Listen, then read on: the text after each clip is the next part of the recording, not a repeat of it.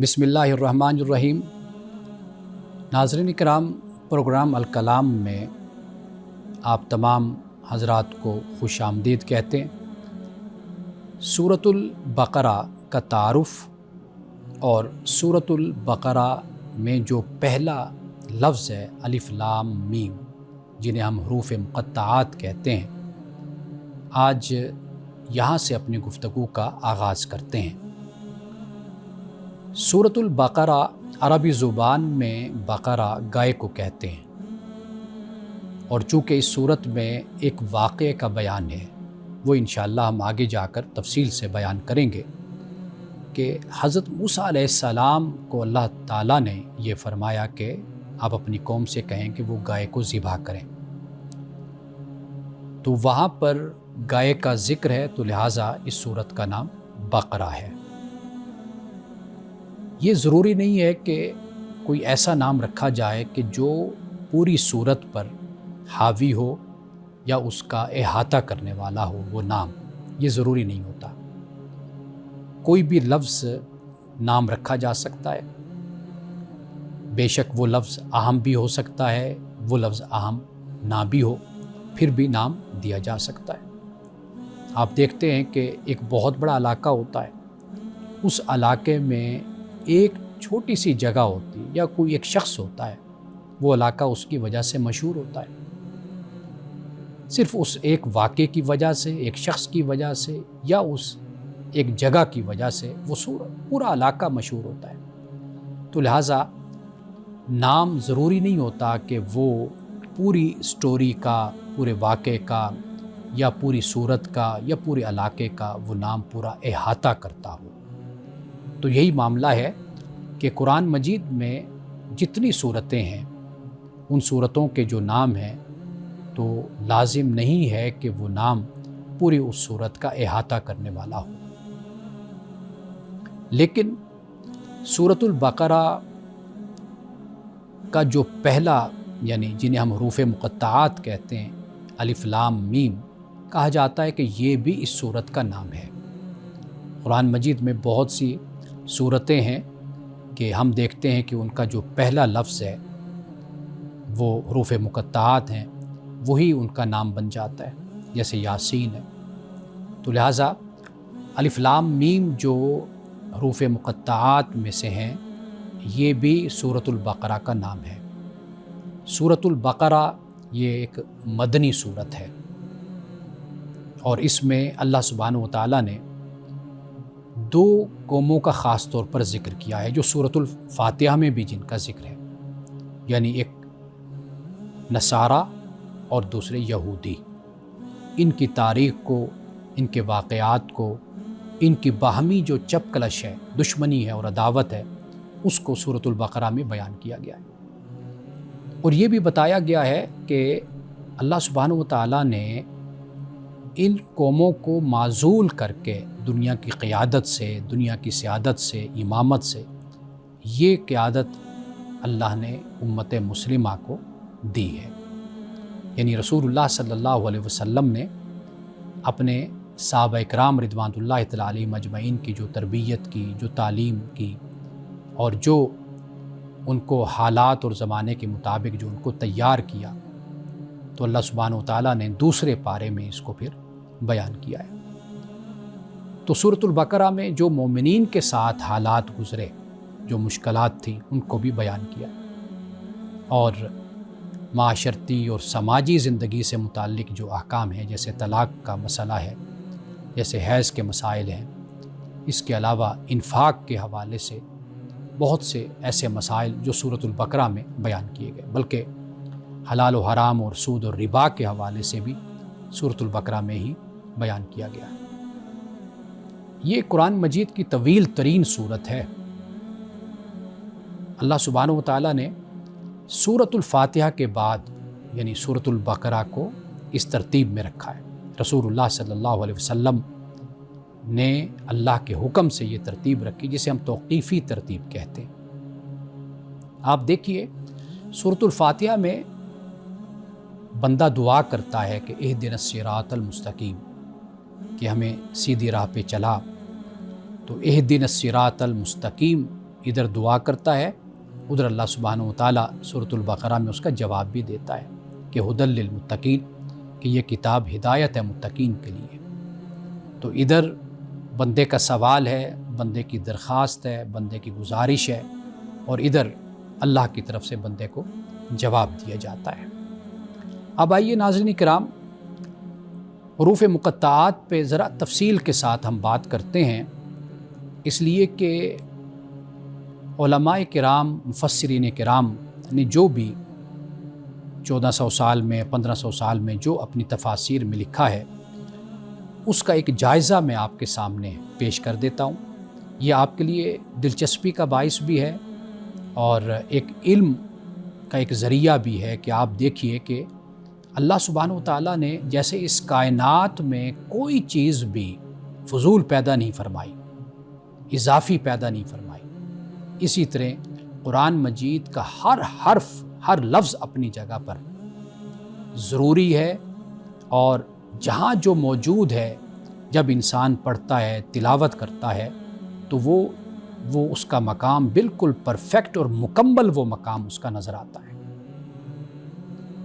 حروف مقطعات کے بارے میں 29 سورتوں میں کی ابتدا میں یہ الفاظ آئے ہیں جنہیں ہم حروف مقطعات کہتے ہیں۔ پہلے تو میں آپ کو یہ بتا دوں کہ ہم ان کو مقطعات کیوں کہتے ہیں۔ قطع کا مطلب ہوتا ہے کاٹنا، تقطیع۔ تو مقطعات وہ حروف جو علیحدہ علیحدہ کٹ کر آئے ہوئے ہیں، یعنی مثال کے طور پر اگر 2-3 حروف کٹھے ہو جائیں تو ہم ان کو جوڑ لیا کرتے ہیں۔ کوئی بھی لفظ ہے عربی زبان میں، آپ دیکھ لیجئے کہ ہم جب وہ 3 حروف لیٹرز کو ہم جوڑتے ہیں تو ایک لفظ بن جاتا ہے۔ 2 ہے، 3 ہے، 4 ہیں، تو وہ ایک لفظ بن جاتا ہے، اس کا ایک معنی اور ایک مفہوم اس کا ہوتا ہے۔ تو لیکن آپ یہ دیکھیے کہ یہ 3 حروف کٹھے ہیں لیکن یہ حروف مقطعات کہلاتے ہیں۔ جو سورۃ البقرہ میں ہے الف لام میم، اسی طرح اور 5 سورتیں بھی ہیں کہ جہاں شروع میں الف لام میم آیا ہے، جیسے العنکبوت ہے، الروم ہے، سورۃ لقمان ہے، سجدہ ہے، آل عمران ہے۔ ان تمام سورتوں کے شروع میں بھی الف لام میم آیا ہے۔ اور یہ بھی اگر الف لام میم کو ہم سورت کا نام خیال کریں تو عرب میں یہ طریقہ تھا کہ وہ یعنی اپنے ان کے بچے ہوتے تھے، ان بچوں کا بھی سیم ایک نام رکھا کرتے تھے۔ یہ الگ بات کہ اس کو اول، ثانی، ثالث، رابع، خامس، یہ اس طرح نام ہو جاتے تھے۔ یعنی ایک نام جیسے سلیمان ہے، اس نام کے کئی، یعنی ایک ہی گھر میں ایک ہی باپ کے 3 بچے ہیں، 4 ہیں، 2 ہیں، تو ان سب کا ایک ہی نام ہوا کرتا تھا۔ تو لہٰذا یہ کوئی ایسی حیرانی کی بات نہیں ہے کہ اگر ہم یہ کہیں کہ ان صورتوں کے شروع میں جو ایک ہی حروف آئے ہیں، حروف مقطعات الف لام میم، تو یہ ان صورتوں کے شروع میں کیوں آئے ہیں، تو کیا یہ ان کا نام ہے یا نہیں ہے؟ تو ان کے نام یہ ہو سکتا ہے، کوئی ایسا مسئلہ نہیں ہے۔ دوسری بات یہ ہے کہ وجہ کیا ہے کہ حروف مقطعات کو شروع میں لانے کا، اس میں بڑی حکمت کی بات ہے۔ وہ حکمت کی بات یہ ہے کہ اللہ سبحانہ و تعالیٰ حروف مقطعات کو 29 سورتوں کی ابتدا میں لایا ہے۔ یہ میسج دیتا ہے، یہ پیغام دیتا ہے کہ یہ جو قرآن میں نے بنایا ہے نا، یہ جو قرآن میں نے نازل کیا ہے، یہ انہی حروف سے بنا ہوا ہے۔ جیسے الف لام میم ہے، جیسے ہا میم ہے، جیسے عین سین قاف ہے، کاف ہا یا عین صاد ہے، اسی طرح کے حروف ہی ہیں یہ۔ کیوں؟ اللہ یہ فرما رہا ہے کہ یہ چیلنج ہے تمہارے لیے کہ تم بھی اسی طرح کتاب بنا کر پھر لے آؤ۔ 1500 سال ہو گئے، حروف وہی ہے، کوئی نئی چیز تخلیق نہیں کرنی، تمہارے اندر ہی یہ الفاظ بھی استعمال ہوتے ہیں۔ یہی الف ہے، یہی با ہے، یہی تا ہے، یہی سا ہے، یہی جیم، ہا، خا، یہ وہی حروف ہیں جو تم بھی استعمال کرتے ہو، اسی سے تم بھی گفتگو کرتے ہو، اسی سے تم الفاظ بھی بناتے ہو، انہی سے تم جملے بھی بناتے ہو، انہی سے تم پیراگراف بھی بناتے ہو، انہی سے تم مضمون بھی لکھتے ہو، شاعری بھی کرتے ہو، سارا کچھ کرتے ہو۔ تو لہٰذا تم اگر بنا سکتے ہو تو پھر بنا کر لاؤ۔ یہ چیلنج ہے جو در حقیقت حروف مقطعات کی صورت میں اللہ سبحانہ و تعالیٰ نے چیلنج ان کے سامنے رکھا ہے، نہ عرب کے لوگ جواب دے سکے اور نہ اب تک جو بہت تعلیم یافتہ لوگ ہیں جن کو بڑے اعتراضات ہوتے ہیں قرآن پر، اسلام پر، دین پر، ان کے پاس بھی اس کا کوئی جواب نہیں ہے۔ اور اس کا جو دوسرا مطلب سمجھ آتا ہے حروف مقطعات کا، وہ یہ ہے کہ جو سننے والا ہے اس کو چونکانا مقصود ہے، اس کی توجہ مرکوز کروانا، جسے ہم کہتے ہیں کہ یہ اورل ریسیٹیشن ٹریڈیشن ہے، یہ یعنی زبانی تلاوت کرنا، یہ ایک روایت جو مسلمانوں میں رائج ہے۔ اس کا مقصد کیا ہے کہ جو سننے والا ہے وہ چونک جائے، وہ اس کی توجہ حاصل کی جائے، کہ جب آپ کہیں گے الف لام میم تو وہ غور کرے گا کہ یہ کیا الفاظ ہیں۔ جب وہ توجہ کرے گا اور ایکٹیو ہوگا تو اس کے بعد پھر آپ کہیں گے کہ ذالک الکتاب لا ریب فیہ، اب وہ اگلا جملہ اس کے ذہن میں آئے گا، وہ سنے گا کہ اچھا یہ قرآن کا آغاز ان الفاظ سے ہو رہا ہے، سورت کا آغاز ان الفاظ سے ہو رہا ہے، تو گویا کہ وہ ایکٹیو ہو کر آپ کی بات کو، آپ کی تلاوت کو وہ سنے گا، قرآن پاک کو وہ سنے گا۔ تیسری بات حروف مقطعات کے حوالے سے جو میں نے پہلے بھی بیان کی ہے، وہ یہ ہے کہ یہ جیسے سورت کا نام ہے، جیسے میں نے بتایا کہ طٰہٰ سورت ہے، یاسین ہے، سورت نون ہے، قاف ہے، اسی طرح بہت سی صورتیں ہیں کہ حروف مقطعات پر ہی ان کے نام ہے، اور یہ بھی سورۃ البقرہ بھی اسی طرح ایک نام ہے۔ امام رازی کی تفسیر کبیر، اس میں انہوں نے حروف مقطعات پر بڑی تفصیل کے ساتھ گفتگو کی ہے، بڑی تفصیل کے ساتھ، تقریباً کوئی 23 سے 24 پوائنٹس نکات انہوں نے بیان کیے، لیکن میں وہیں سے ایک عبارت آپ کے سامنے رکھتا ہوں کہ امام رازی کہتے ہیں کہ یہ جو اسماء ہیں ان میں سے بعض ایسے ہیں جو اللہ کے جو اسم ذاتی ہے اس پر دلالت کرتے ہیں، یہ بعض ایسے ہیں کہ جو اللہ تعالیٰ کی صفات پر دلالت کرتے ہیں۔ اور پھر وہ حضرت ابن عباس رضی اللہ تعالیٰ عنہما سے یہ قول نقل کرتے ہیں کہ یہ جو الف لام میم ہے، اس کا جو مطلب ہے وہ ہے ان اللہ اعلم۔ الف کا مطلب آنا، اور لام سے مراد اللہ، اور میم سے مراد اعلم، یعنی میں اللہ جانتا ہوں، جاننے والا ہوں۔ تو یہ اسماء اسم ذات اور اسماء صفات، اس پر امام رازی اس بات کو بیان کرتے ہیں۔ ایک اور رائے بھی بیان کرتے ہیں، وہ یہ ہے کہ یہ جو الفاظ ہیں، یہ جو حروف ہیں، یہ اللہ کے اسماء پر بھی دلالت کرتے ہیں اور بعض اسماء اللہ کے علاوہ پر بھی دلالت کرتے ہیں۔ یعنی مثال کے طور پر آپ دیکھیے کہ جیسے الف ہے تو اس سے اللہ مراد ہے، لام سے جبریل مراد ہے، اور میم سے محمد مراد ہے۔ امام رازی لکھتے ہیں کہ انزل اللہ الکتاب علی لسان جبریل الی محمد، کہ اللہ سبحانہ وتعالیٰ نے کتاب کو جبریل کی زبان پر نازل کیا، محمد کی طرف نازل کیا۔ تو لہٰذا یہ وہ حروف ہیں جو اللہ کے اسم کو بھی بیان کرتے ہیں، اور اللہ کے علاوہ جیسے جبریل اور محمد صلی اللہ علیہ وسلم ان کے اسم کی طرف بھی اشارہ کرتے ہیں۔ ناظرین کرام، اس پہ مزید ہم گفتگو جاری رکھیں گے انشاءاللہ ایک وقفے کے بعد۔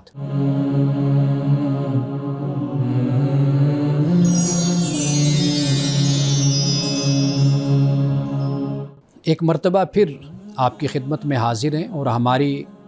گفتگو کا موضوع ہے حروف مقطعات۔ آج ذرا ہم تفصیل کے ساتھ حروف مقطعات پہ بات کر رہے ہیں، اس لیے کہ جزوی طور پر تو ہمیشہ بات ہوتی رہتی اس پر، اور آپ علماء کرام سے بھی سنتے رہتے ہیں، لیکن میں نے چاہا کہ ذرا تفصیل کے ساتھ میں اس پہ گفتگو کروں، جو مختلف آراء ہیں اور مختلف جو تحقیقات ہیں وہ میں آپ کے سامنے رکھوں، تاکہ ایک پورا تصور آپ پر واضح ہو جائے کہ حروف مقطعات کیا ہیں۔ اب اس کے بعد ہم دیکھتے ہیں کہ امام رازی کی تفسیر سے جو میں نے ایک حوالہ آپ کے سامنے رکھا، اب قتادہ کا یہ کہنا ہے، حضرت قتادہ کا، وہ کہتے ہیں کہ ہی اسماء للقرآن کالفرقان والذکر، کہ یہ قرآن کے ناموں میں سے ایک نام ہے، الف لام میم، یعنی جتنے بھی یہ حروف مقطعات ہیں گویا کہ یہ قرآن کے نام ہیں۔ یہ ان کا نقطہ نظر ہے، انہوں نے اس کو بیان کیا ہے۔ اور یہ بھی کہا جاتا ہے کہ الف لام میم یہ مخفف ہے، یعنی اس کو جسے ایبریویشن ہم کہتے ہیں، یا شارٹ ہینڈ جیسے کہا جاتا ہے، یہ وہ انداز ہے، اور یہ بھی عرب میں رائج تھا۔ اس کا ایک حوالہ مفسرین اکرام نے بیان کیا ہے، وہ یہ کہ قلنا لہا، ہم نے اسے کہا، قفی کہ ٹھہر جا، یعنی عورت سے کہا کہ تو ٹھہر جا، فقالت کاف، تو اس نے کہا کہ ٹھہر گئی۔ اب دیکھیں اس نے کاف بولا، اب کاف کا مطلب کیا ہے؟ وقفت، یعنی میں ٹھہر گئی۔ اب اس نے پورا لفظ نہیں بولا، اس نے صرف قاف قرآن مجید میں بھی آیا نا، قاف والقرآن المجید، ایک لفظ صرف قاف آیا۔ تو یہ ایک لحاظ سے آپ کہہ لیجئے کہ جیسے عربی شاعری میں بھی، عرب کے ہاں بھی یہ طریقہ رائج تھا کہ وہ بات کو بڑا مخفف کر کے بولا کرتے تھے۔ کئی دفعہ ہمارے ہاں بھی بات کو ہم مختصر کر کے بیان کر دیتے ہیں، لیکن اس طرح کا طریقہ عرب کے ہاں زیادہ رائج تھا، یعنی وہ پورا صیغہ، پورا ٹینس بولنے کے، سینٹینس بولنے کے بجائے وہ صرف ایک لفظ، ایک حرف بول دیا کرتے تھے۔ تو یہ بھی ایک طریقہ ان کے ہاں رائج تھا۔ اب اس کے بعد ایک سوال ہمارے سامنے یہ رکھا جاتا ہے، اس کا جواب میں پہلے گفتگو میں میرا یہ جواب آ بھی گیا ہے، لیکن میں وہ سوال بیان کر دیتا ہوں۔ لوگوں کا کہنا ہے کہ بھئی جب آپ کہتے ہیں قرآن بالکل واضح کتاب ہے، تو پھر ان الفاظ کو کیوں بیان کیا گیا؟ الف لام میم یا ایسے حروف مقطعات کیوں آئے ہیں؟ اس کا سمپل اور سادہ جو جواب ہے وہ یہ ہے کہ جہاں قرآن نازل ہوا وہاں پہ ان الفاظ کے، ان حروف مقطعات کے نازل ہونے پر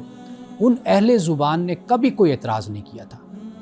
آپ جانتے ہیں جو قرآن مجید پڑھتے ہیں انہیں معلوم ہے کہ مشرکین ہوں، کفار ہوں، وہ ہمیشہ قرآن پر اعتراض کرتے تھے، نعوذ باللہ رسول اللہ صلی اللہ علیہ وسلم کا تمسخر اڑاتے، مذاق کرتے تھے، تضحیک کرتے، قرآن پاک پر اعتراض کرتے تھے، وہیں پر ان کا اعتراض ہوتا تھا۔ تو لیکن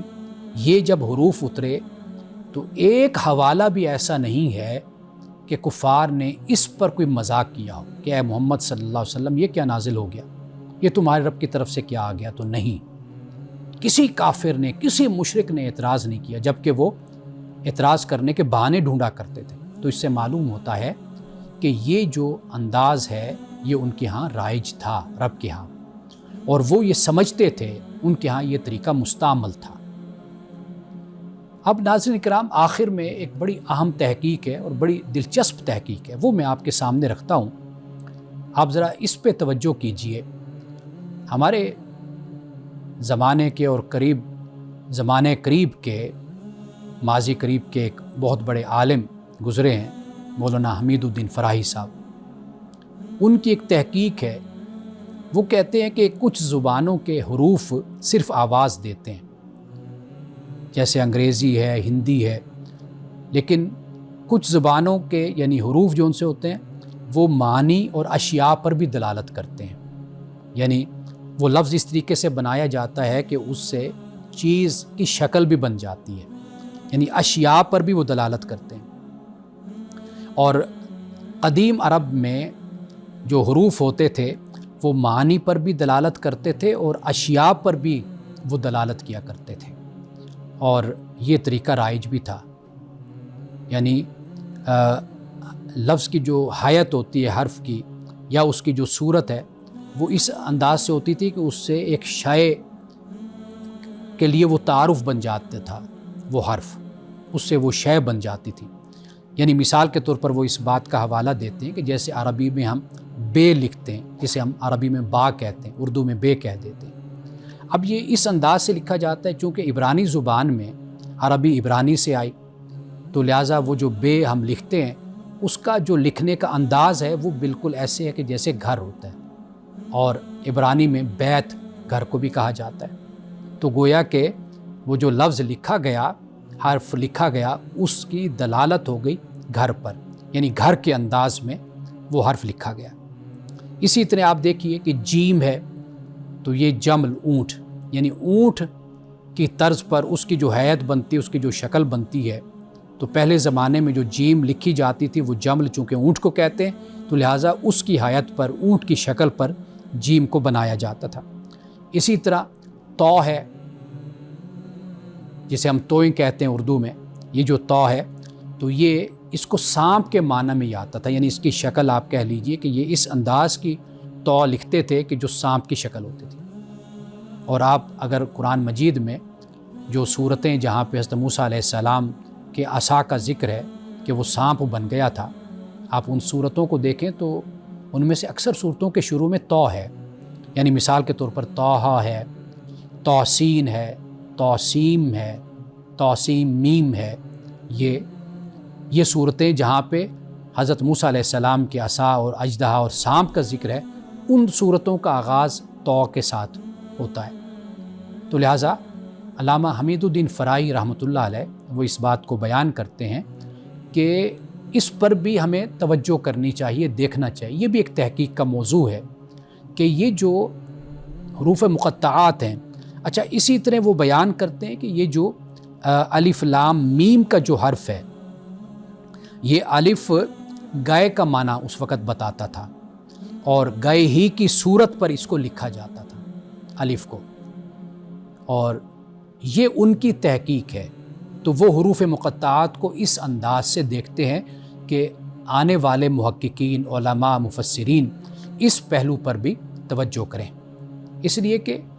جیسے مثال کے طور پر چائنا کی زبان ہے، یعنی چین کی زبان، اس کا جو انداز ہے، طریقہ ہے، وہ بھی اسی طرح کا ہے کہ ان کے جو حروف ہیں صرف معانی پر دلالت نہیں کرتے، وہ اشیاء کی حیت پر اور ان کی شکل پر بھی دلالت کرتے ہیں۔ دنیا میں بہت سے ایسی زبانیں، تو لہٰذا اگر ہم عربی کی تاریخ میں جائیں، قدیم تاریخ میں جائیں، اور عبرانی زبان کو، ہبرو جس کو کہا جاتا ہے، اس زبان کا ہم مطالعہ کریں تو ان کا آغاز اور ان کا طریقہ کار ایسا ہی تھا کہ وہ جو بھی حرف یا جو بھی لفظ بنتا تھا وہ کسی نہ کسی شے کی شکل پر، اس کی حیت پر اور اس کے وجود پر دلالت کیا کرتا تھا۔ تو علامہ حمید الدین فراہی نے یہ بھی ایک تحقیق کا دروازہ کھولا ہے کہ اگر آپ حروف مقطعات جو قرآن مجید میں ہیں، اگر آپ مزید ان پر تحقیق کریں اور انسانی تاریخ میں جا کر، زبانوں میں جا کر، حروف کی تاریخ میں جا کر، اور ان کا جو رسم الخط ہے، جو ان کی کتابت ہے، اس کی تاریخ میں جا کر اگر آپ اس کا جائزہ لیں تو پھر آپ کو معلوم ہوگا کہ ممکن ہے کہ ان الفاظ کو، ان حروف کو جو بنایا اور لکھا گیا قرآن پاک کے شروع میں، تو یہ اسی لیے ہو کہ اس سے اشارہ ہو ان واقعات کی طرف کہ جو اس صورت میں بیان کیے جا رہے ہیں۔ یعنی مثال کے طور پر الف لام میم ہے، اگر الف کا انداز پہلے لکھنے کا گائے کی طرح تھا تو واضح بات ہے کہ سورۃ البقرہ میں گائے کے واقعے کا بیان ہے، تو اس لیے یہاں جو حروف مقطعات آئے ہیں وہ الف لام میم آئے ہیں۔ ناظرین کرام، یہ ایک نئی تحقیق ہے جو ہمارے سامنے آتی ہے۔ اب تک جو میں نے گفتگو کی، یہ میں نے تقریباً 1500 سال یعنی حضرت ابن عباس سے میں نے اپنی بات کو شروع کیا، اور آج کے زمانے تک میں حروف مقطعات پر جو تحقیق ہوئی، جو مفسرین کرام کے اقوال ہیں، جو ان کی تحقیقات ہیں، جو انہوں نے اس سے سمجھا، وہ تحقیق میں نے آپ کے سامنے رکھ دی ہے۔ بہرحال اللہ سبحانہ و تعالیٰ نے جو حرف اور جو لفظ قرآن پاک میں بیان کر دیا، جو نازل ہو گیا، اس لفظ کی اپنی مقصدیت ہے، اس کی اپنی غرض ہے اور اس کی اپنی اہمیت ہے۔ انہی الفاظ پہ ہم ایک وقفہ لیتے ہیں، وقفے کے بعد دوبارہ حاضر ہوتے ہیں۔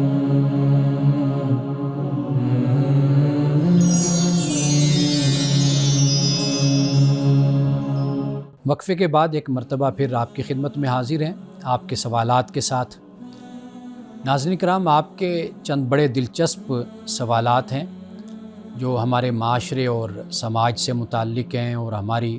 رسوم و رواج سے متعلق ہیں۔ ایک سوال ہے کہ ذاتوں کی حقیقت اور تاریخ کیا ہے، اور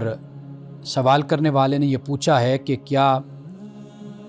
خدا نے بندوں میں کوئی تفریق پیدا کی ہے، کوئی ڈویژن کیا ہے بندوں میں۔ عرب کے معاشرے کو جب ہم دیکھتے ہیں جہاں پہ قرآن مجید کا نزول ہوا،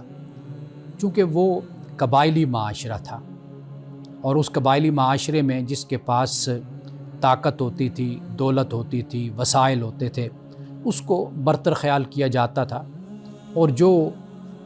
وسائل سے محروم قبیلہ ہوتا تھا یا جس کے پاس مذہبی حوالے سے، سیاسی حوالے سے کوئی اپنی شناخت، اپنا تعارف یا پس منظر نہیں ہوتا تھا، تو اس پر پھر بنیاد یہ ہوا کرتی تھی کہ یہ اس کو تفوق حاصل ہے، اس کو برتری حاصل ہے، اور اس قبیلے کو برتری حاصل نہیں ہے۔ لیکن قرآن مجید نے اس تفریق کو ختم کیا ہے۔ واضح طور پر اللہ سبحانہ و تعالیٰ نے یہ بیان کر دیا، یا ایھا الناس، اے لوگو، انا خلقناکم من ذکر و انثی، ہم نے تم کو پیدا کیا مرد اور عورت سے،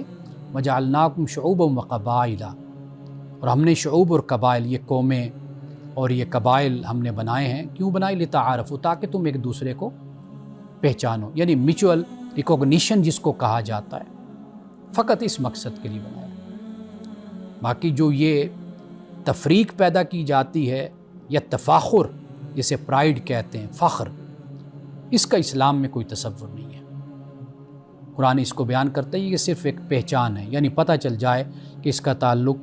فلاں قبیلے سے ہے، اس کا تعلق فلاں قبیلے سے ہے، اس کا باپ فلاں ہے، اس کا دادا فلاں تھا، بس اس حد تک پتہ چل جائے۔ یہ ایک پہچان انسان اس کی ضرورت محسوس بھی کرتا ہے، معاشرتی سطح پہ، سماجی سطح پہ، بہت سے مقامات پر اس پہچان کی ضرورت بھی ہوتی ہے۔ تو لہٰذا قرآن مجید نے اس حد تک اس کو بیان کیا ہے، خدا کے ہاں بندوں میں کوئی فرق نہیں ہے۔ اور اسی مقام پر جو ناظرین کرام ابھی میں نے آپ کے سامنے پڑھا نا، اس میں فرمایا ان اکرمکم عند اللہ اتقاکم، بے شک تم میں سے زیادہ عزت والا اللہ کے نزدیک وہ ہے جو تم میں سے زیادہ پرہیزگار ہے۔ یعنی یہاں پر متقی سے مراد کیا ہے کہ جو اللہ کے قوانین اور احکام کی شرم کرنے والا ہے، اس کی پابندی کرنے والا ہے، ان کا خیال کرنے والا ہے۔ تو اللہ کا تو یہ دیا ہوا معیار ہے۔ باقی یہ جو ذات پات ہیں، یہ ہم کئی دفعہ اپنے ماحول سے بھی لیتے ہیں اور اپنے آس پاس کی اقوام سے بھی لیتے ہیں۔ جس طرح انہوں نے کچھ اچھی باتیں ہم سے لی، کچھ بری باتیں لیں، اسی طرح ہم نے بھی ان سے کوئی اچھی بات لے لی، کوئی بری بات لے لی۔ تو یہ جو ذات پات کا تصور ہے، اس کا اسلام سے کوئی تعلق نہیں۔ یہ بر صغیر میں یہ ایک مرض کہہ لیجئے، بیماری ہے کہ ہم فلاں سید ہے، فلاں غیر سید ہے، فلاں اس ذات کا ہے، فلاں اس ذات کا ہے۔ میں نے قرآن مجید آپ کے سامنے پڑھا ہے، رسول اللہ صلی اللہ علیہ وسلم کی ایک حدیث نہیں بلکہ دنیا سے جاتے ہوئے خطبہ حجۃ الوداع کو آپ دیکھ لیجئے کہ رسول اللہ نے فرمایا کسی عربی کو اعجمی پر، کسی اعجمی کو عربی پر کوئی فضیلت حاصل نہیں ہے، کسی گورے کو کالے پر، کسی گورے کو کالے پر، کسی کالے کو گورے پر کوئی فضیلت حاصل نہیں ہے۔ تو لہٰذا اسلام آیا اسی لیے تھا کہ یہ جو انسانوں نے اپنے بنائے ہوئے معیار جو فضیلت کے بنا رکھے ہیں، برتری کے، اسلام ان معیاروں کو ختم کرنے آیا تھا۔ رسول اللہ نے صلی اللہ علیہ وسلم نے فرمایا کہ جہالت کے تمہارے یہ سارے روایات یہ آج میرے پاؤں کے نیچے، جوتوں کے نیچے، میں نے ان کو کچل کر مسل کر رکھ دیا، ان کو پامال کر دیا ان کو۔ اسلام تو ہمیں یہ کہتا ہے، لیکن بدقسمتی ہے کہ ہم اسی طرح دوسروں کو اپنا غلام بناتے ہیں، محکوم بناتے ہیں، اپنی ذات کی بنیاد پر، اپنی پات کی بنیاد پر، اور اسی طرح اپنی شخصیت کی بنیاد پر اور اپنے خاندان اور برادری کی بنیاد پر دوسروں کو غلام بناتے ہیں۔ اسلام میں ہرگز اس کا کوئی تصور نہیں، نہ کوئی ڈویژن کا تصور ہے، نہ پرائیڈ کا تصور ہے۔ ہاں، جیسے میں نے آپ کو بتایا کہ یہ صرف اور صرف میوچول ریکوگنیشن ہے، بس ہم ایک دوسرے کو پہچانتے ہیں کہ میرا تعلق فلاں خاندان سے ہے، فلاں قبیلے سے ہے، بس اتنی اس حد تک ہے، باقی کچھ نہیں۔ یہ جو ذاتیں بن گئی یہ پیشے ہوا کرتے تھے، اور ان پیشوں سے پھر یہ چیز ارتقائی عمل سے گزرتے گزرتے پھر یہ ذاتیں بن گئیں۔ تو لہٰذا ایسی باتوں سے پرہیز کرنا چاہیے، خاص طور پر مسلمانوں کو۔ اللہ کے ہاں علم، تقوی، کردار، اخلاق، یہ ہے اصل عزت کا، یہ معیار ہے، باقی کوئی معیار نہیں ہے۔ ایک سوال بڑا اہم ہے کہ بیوی کے حقوق کیا ہیں۔ یہ ایک بہن کی طرف سے ہے سوال، اور وہ پوچھنا یہ چاہتی ہیں کہ بھئی شوہر ہے، خاوند ہے، تو اس کو بتایا جائے، اسے معلوم ہونا چاہیے کہ بھئی اس پر بیوی کے کچھ حقوق ہیں جو اس کی ذمہ داریاں، یعنی مثال کے طور پر ایک تو قرآن مجید نے بھی اس کو بیان کیا، وَآتُوا النِّسَاءَ صَدُقَاتِهِنَّ نِحْلَةً، کہ جو حق مہر ہے یہ مرد پر یہ ذمہ داری ہے، یہ فرض ہے کہ وہ اپنی عورت کا حق مہر ادا کرے۔ وہ جتنا بھی مقرر کیا جاتا ہے تو وہ جتنا بھی ہو وہ ادا کرنا اس پر لازم ہے۔ رسول اللہ نے ہرگز یعنی ایسے شخص کو کہ جو حق مہر باندھ تو دیتا ہے، بول تو دیتا ہے، لیکن نیت اس کی ہوتی ہے کہ کون ادا کرے گا، بھلا ادا کرنے کی نیت نہیں ہوتی، تو رسول اللہ نے اس کو وعید سنائی، اللہ کے عذاب کی، اللہ کی طرف سے سزا کی۔ اسی طرح نان نفقہ ہے، یہ بھی مرد کی ذمہ داری، چونکہ وہ کفیل ہے تو لہٰذا اس کی یہ ذمہ داری بن جاتی ہے۔ اور تیسرا جو ہے وہ ہے رہائش، سکنا جس کو کہتے ہیں، جہاں پہ عورت نے رہنا ہے۔ اس کو قرآن مجید نے غالباً سورۃ الطلاق میں بھی اس کو بیان کیا ہے۔ باقی بیوی کے حقوق کیا ہیں وہ وقفے کے بعد انشاءاللہ ہم اپنی گفتگو کو یہیں سے دوبارہ جوڑیں گے۔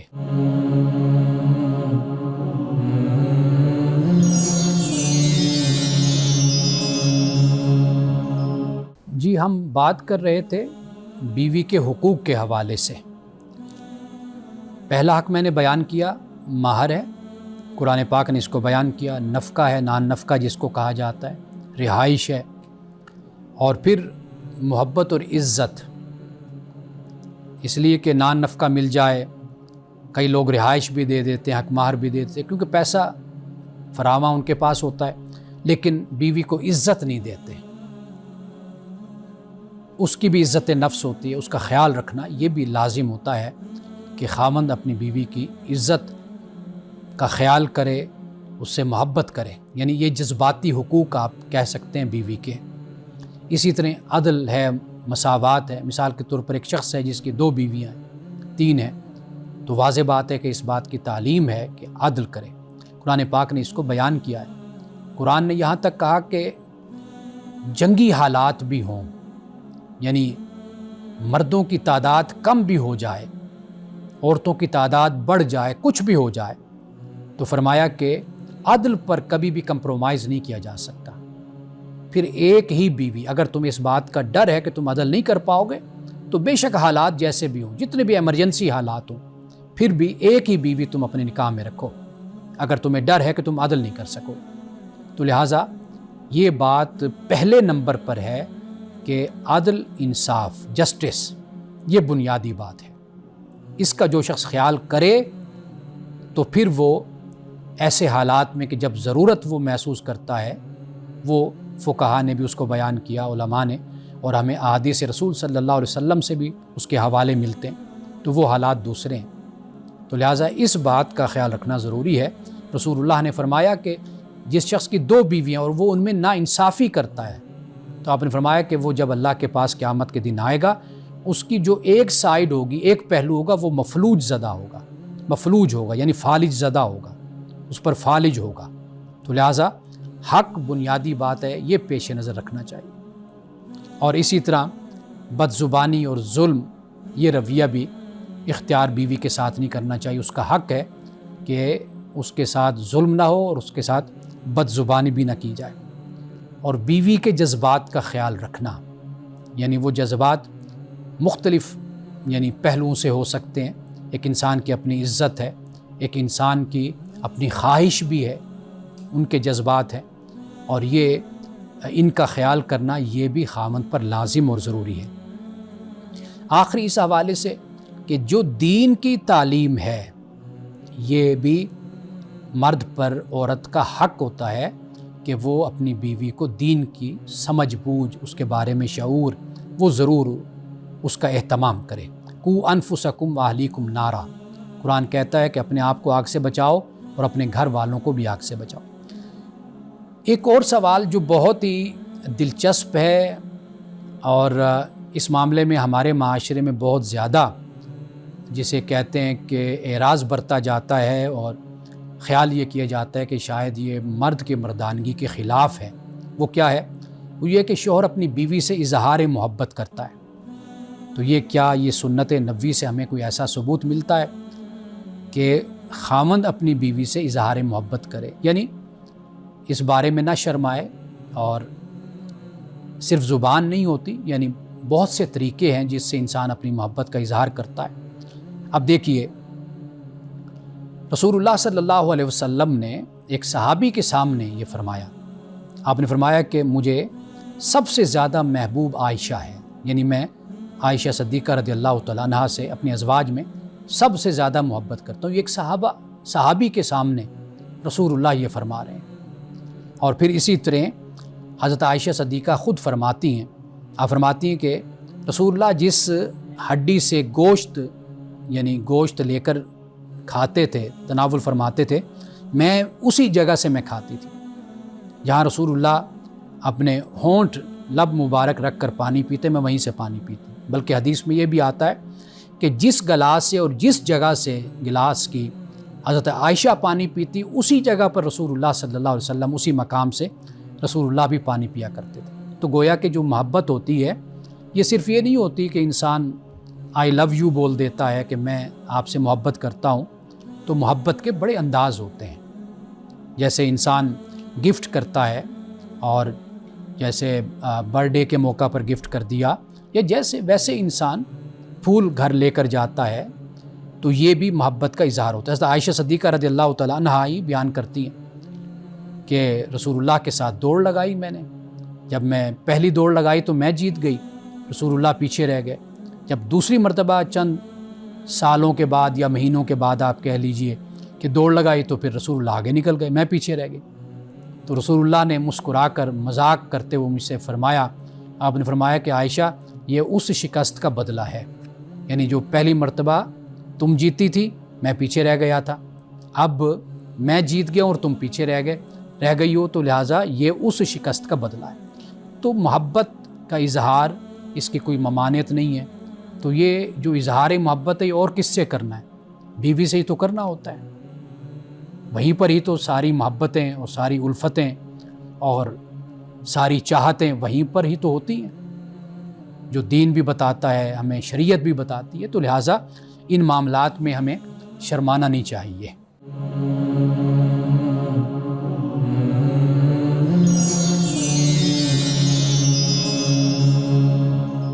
ایک چھوٹی سی حکمت کی بات ہے، وہ یہ ہے کہ اندھیروں کو کوسنے کے بجائے